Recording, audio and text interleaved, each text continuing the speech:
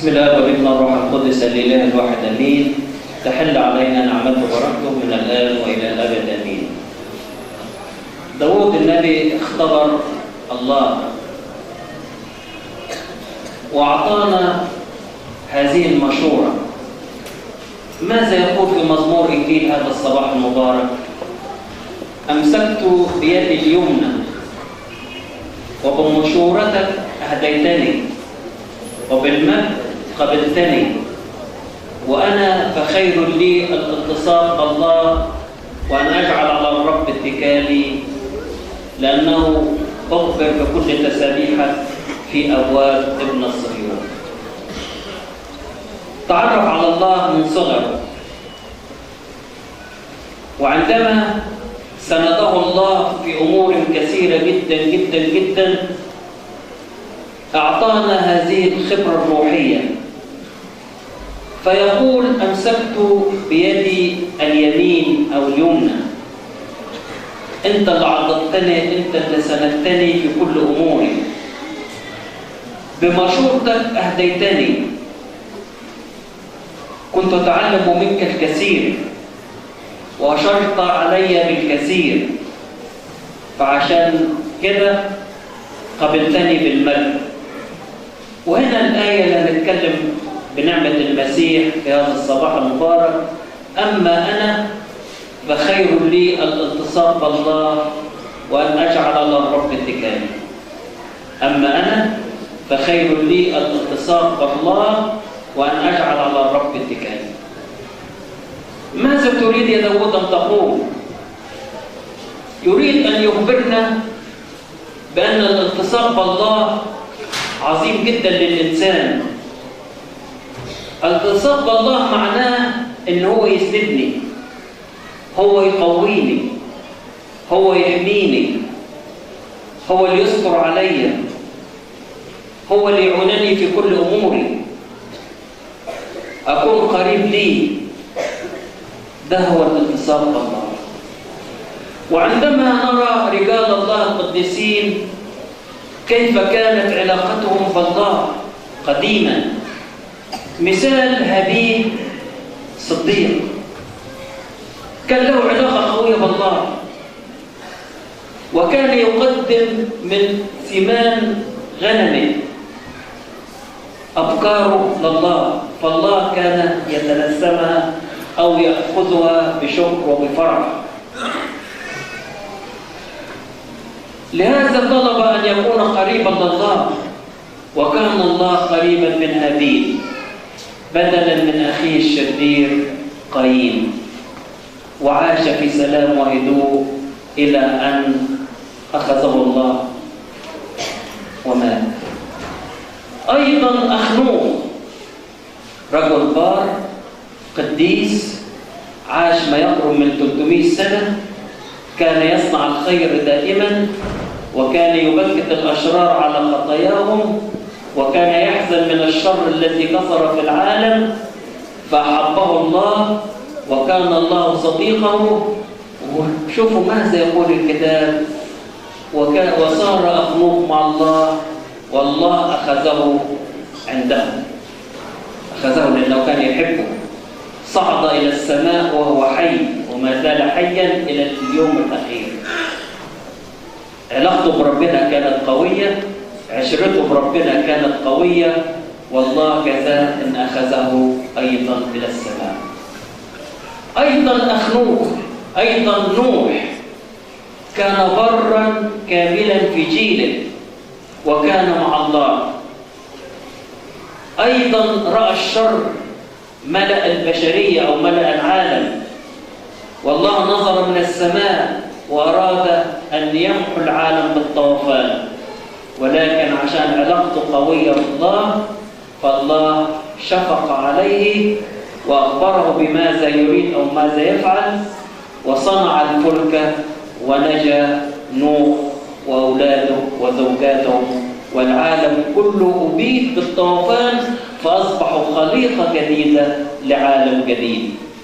تصاحب الله هو اللي وصله لهذا.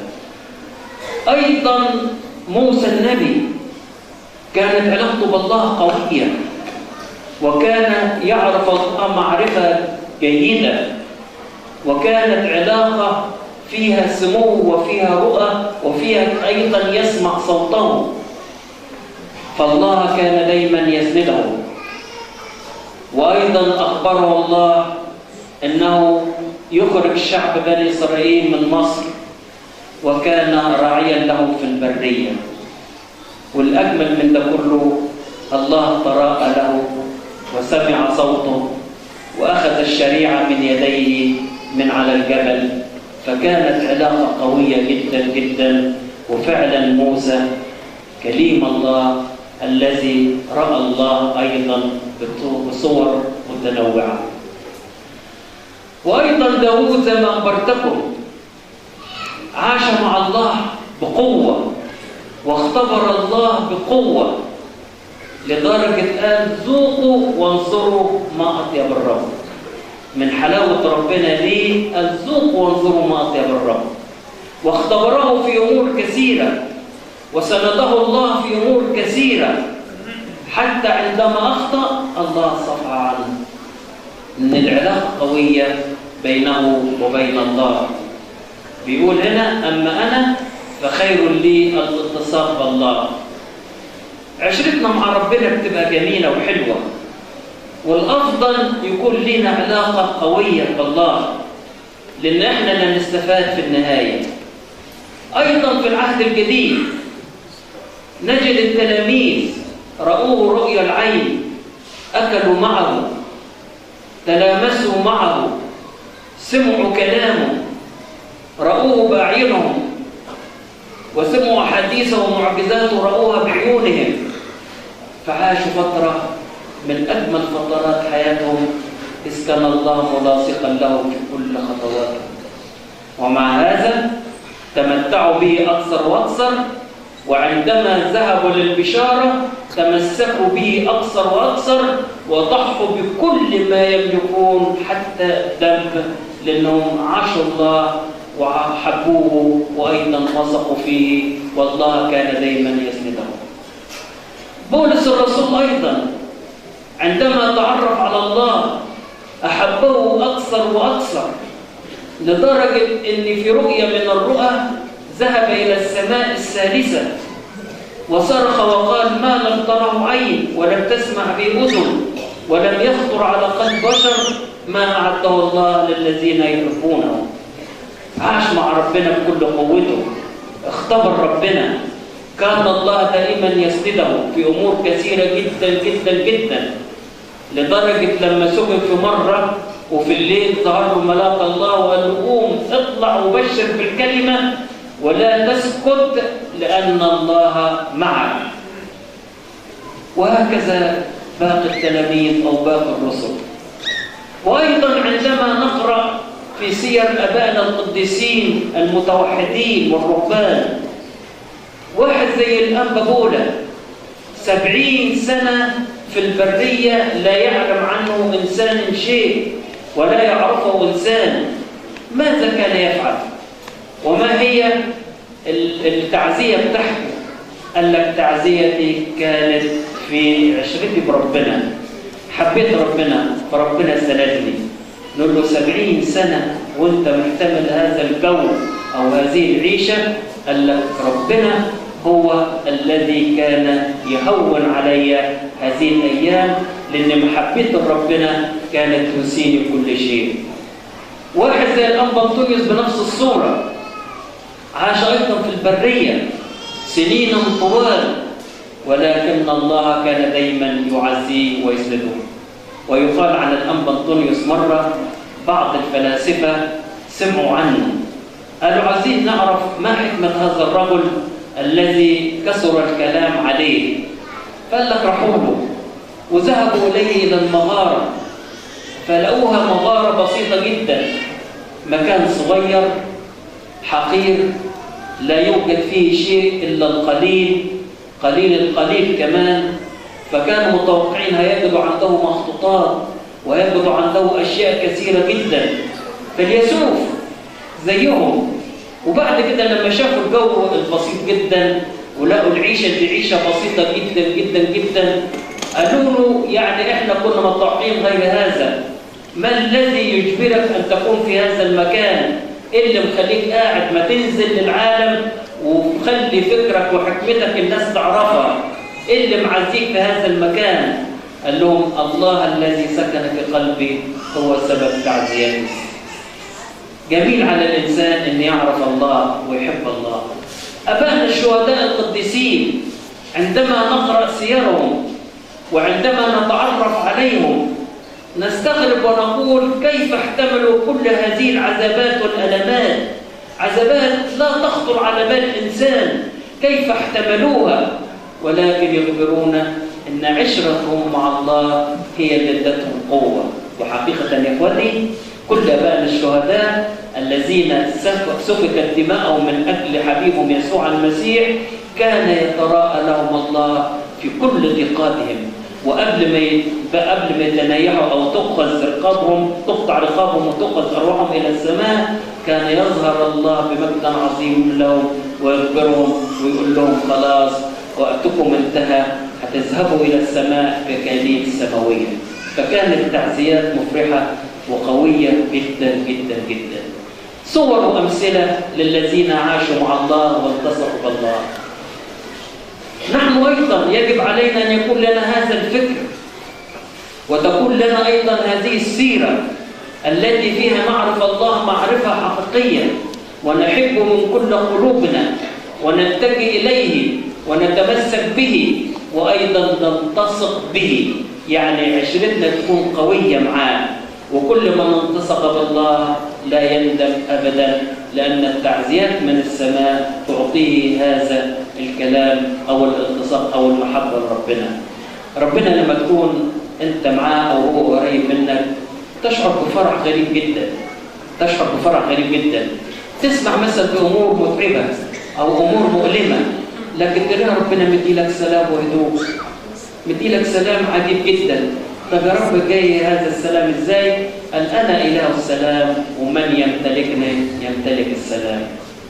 فعشان كده ربنا حنين وربنا حلو جدا، كلنا لازم نتمسك به، لابد أن نكون قريبين منه، وكل من تقرب إليه الله لا يتركه والله لا يهمله بل دائما يسنده ويقويه. الأيام دي احنا بنعيش في أيام صعبة واضطرابات صعبة جدا وأخبار صعبة جدا وآلام صعبة جدا، لكن ماذا يعزينا إلا الله؟ أو من يسندنا إلا الله؟ أو من يحمينا إلا الله؟ أو من يقوينا إلا الله؟ بيبقى الواحد فرحان لما يلاقي ناس كتيرة مش شايلة هم أي شيء. مرة أسرة كانت أيام أحداث برضه مدة سنة تقريبا، كان أحداث صعبة جدا برضه، فأسرة كانت زارت إحدى أديرة الراهبات، وبعد كده بصت لإحدى الراهبات لقيتها مبسوطة وفرحانة، فقالت لها يا أمنا أنتوا مش حاسين باللي في العالم كله؟ ده آلام واضطرابات صعبة جدا. راحت ردت عليها رد لطيف وقالت لها إحنا يكفينا محبتنا للمسيح وعشرتنا من المسيح بتنسينا كل الهموم. طبعا الأخبار موجودة ولكن علاقتهم بربنا بتخلي الإنسان ينسى كل الهموم، لأنه واثقين في الله هو القوي، هو الذي يسند، هو الذي أيضا يساعد في كل الأمور. فدي صور كثيرة جدا لحياتنا نحن على الأرض أو حياتنا نحن في العالم. إذا كانت في اضطرابات وإذا كانت في هموم وإذا كانت في آلام وإذا كانت في مضايقات لا نخاف ولا نضطرب، لأن واثقين إحنا كلنا في إيد الله.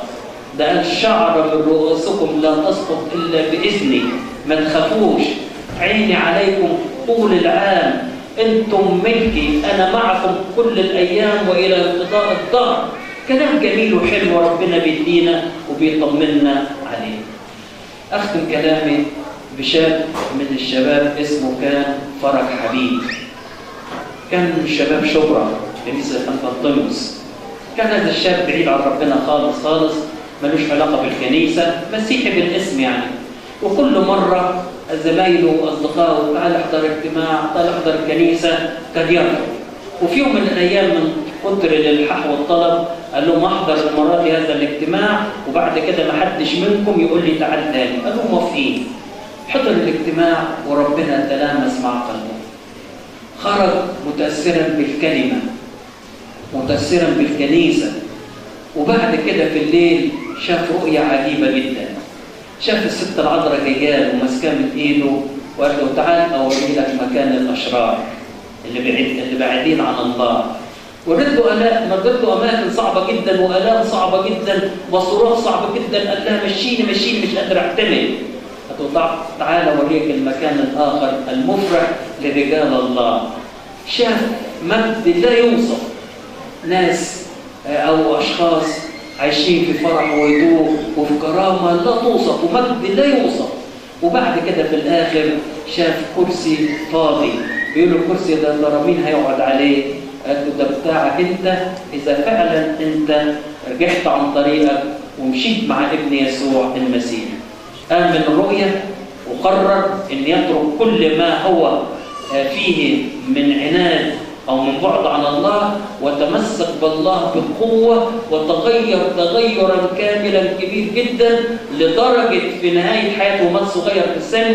قبل ما يموت بفترة كتب في المذكرة بتاعته أنا هموت في اليوم الفلاني الساعة الفلانية، وحدد الميعاد والساعة التي ينتقل فيها إلى السماء.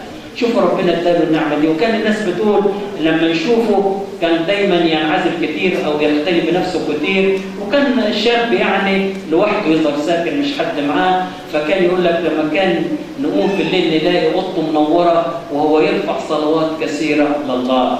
ده اللي يلتصق بالله، اللي يحب ربنا. الاول كان بعيد، كان لا يعرف الله، ولما التصق به اصبح محبته لله قويه جدا جدا، لدرجه بقول لكم عرف الساعه والتاريخ، اليوم والساعه التي ينتقل فيها الى السماء. ده اللي ربنا عاوز يقوله لنا. داود النبي بيقول امسكت بيدي اليمنى، انت مسكت بايدي ما سبتنيش، ومشورتك هددني. كل ما اقرا في كلامك وكل ما اقرا في كتبك او كل ما اقرا في اقوالك بشعر ان في هدايه ليا، بتعلم حاجات كثيره جدا. وبالمجد بعد كده قابلتني، يعني ضد المجد اللي فيه انا هعيش فيه في يوم من الايام، او اذا كان المجد اللي انا عايش فيه المجد العالم اللي عايش فيه دلوقتي. بعد كده اما انا فخير لي الاتصال بالله وان اجعل على رب اتكالي، ما حدش غيرك اتكل عليه يا الهي. يا ريت كلنا يكون عندنا هذا الفكر، يا ريت كلنا يكون عندنا هذه العلاقه بالله، نحبه اكثر واكثر وننتمي ليه اكثر واكثر ونتمسك به اكثر واكثر ونكون ملتصقين به اكثر واكثر. فعشان كده يا ربنا هيباركنا ويسندنا ويقوينا. ربنا يعيد عليكم الايام بخير ويجعل هذه النهضه فيها البركه والهدوء والسلام. بصلوات بابانا الأنبا تودروس الثاني وشريكه الأخنا المحبوب الأنبا دانيال، وإلهنا المجد والكرامة إلى